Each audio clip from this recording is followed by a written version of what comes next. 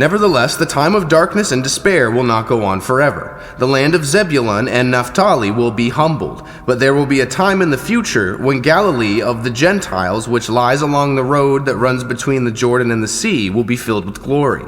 The people who walk in darkness will see a great light. For those who live in a land of deep darkness, a light will shine. You will enlarge the nation of Israel, and its people will rejoice. They will rejoice before you as people rejoice at the harvest and like warriors dividing the plunder.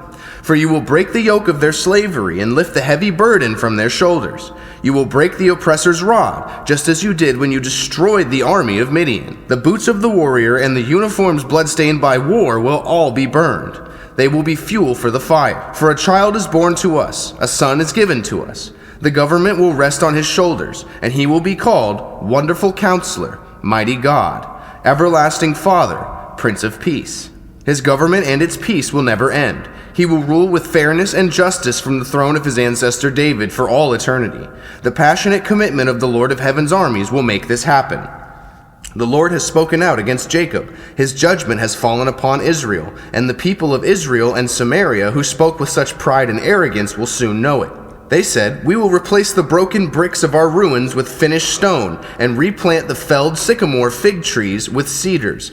But the Lord will bring Rezin's enemies against Israel and stir up all their foes. The Syrians from the east and the Philistines from the west will bear their fangs and devour Israel. But even then the Lord's anger will not be satisfied. His fist is still poised to strike. For after all this punishment, the people will still not repent. They will not seek the Lord of Heaven's armies. Therefore, in a single day, the Lord will destroy both the head and the tail, the noble palm branch and the lowly reed. The leaders of Israel are the head, and the lying prophets are the tail.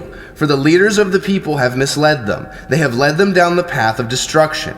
That is why the Lord takes no pleasure in the young men and shows no mercy even to the widows and orphans. For they are all wicked hypocrites, and they all speak foolishness. But even then the Lord's anger will not be satisfied. His fist is still poised to strike.